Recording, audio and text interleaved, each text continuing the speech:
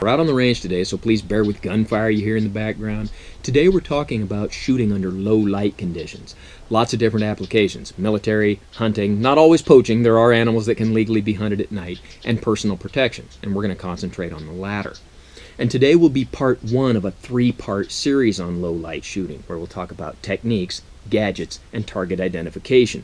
Some people would argue target ID should come first. I find that discussing when to shoot and what to shoot is easier if we've already discussed how to hit the target.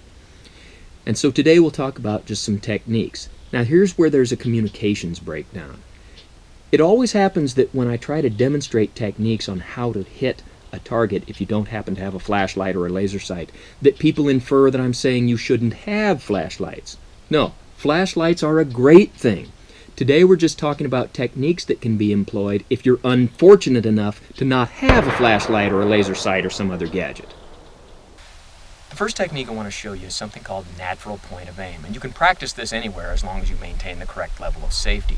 And what you'll do is put your handgun wherever it is you carry it, face the target, close your eyes, present on the target, then open your eyes, see where you're aimed, adjust accordingly, get the feel of that, reholster, and then start the process over. Close your eyes, present on the target, open your eyes, see where you are, adjust accordingly, and get the feel of that, and reholster. Now that isn't something you'll do just on one day. That's an ongoing part of your practice. And after a while you'll get to where, at least at fairly close ranges, you'll be pretty well centered. And so under low light conditions, you can fire from that natural point of aim and hit the target pretty well. And in a few minutes when it gets a little darker, we'll put that to the test. Building on the idea of natural point of aim is something called flash firing. And what you'll do is present your pistol using natural point of aim and fire, and then when you do, your muzzle flash will illuminate your sights for a fraction of a second, and you'll adjust from that and continue firing, and every time the muzzle flash illuminates your sights, you'll adjust accordingly. Usually in a 3-shot group you can get dialed in pretty well. And of course if the situation dictates, you can continue to fire beyond that. And when it gets dark enough, we'll put that to the test too. Another technique you can use in the dark is a shotgun. Okay, you could argue that's a gadget, but I'm going to include it in techniques. Because the pattern spreads out, it can greatly enhance your hit probability in the dark when you can't see your sights. The downside is the mistaken belief some people have that a shotgun will magically hit everything. I was at a gun store one day when someone was buying a Taurus Judge revolver, and he knew it was the right gun for him because, quote, "I can just point it down the hallway and I'll hit something." Even with the short barrel on a Judge, at normal hallway distances, that pattern is still going to be pretty small.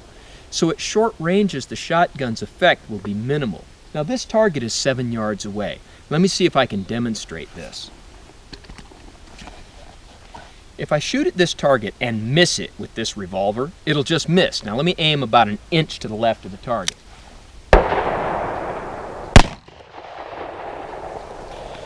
Now let me aim at that same spot with the shotgun.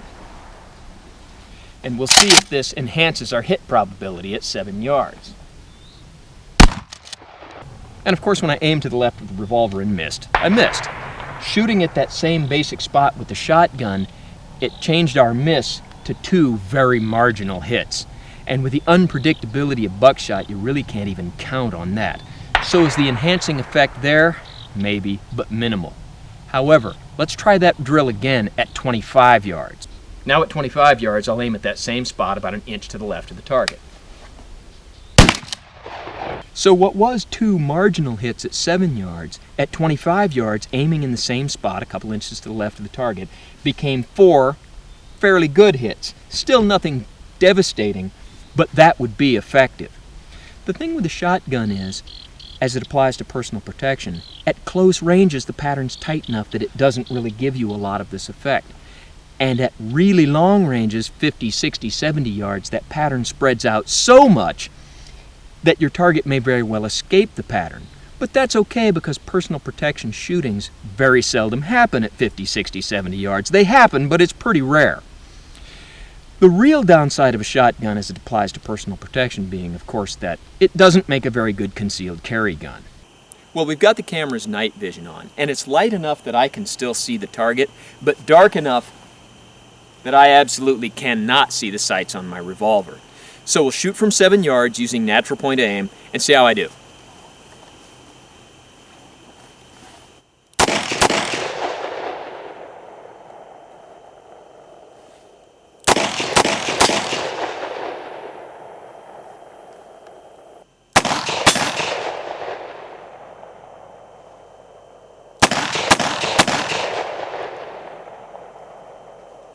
So how'd we do? Well, I fired 5 shots and I got 1 miss, which was down here, which you could argue if this target had legs, that may have been a hit.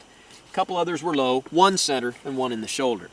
So the hits were in there, but they weren't really all that good. Let's see if we can improve this by using a flash firing technique. So we've got our shot holes pasted up and we're back at 7 yards. Now let's try flash firing and see if I can do any better.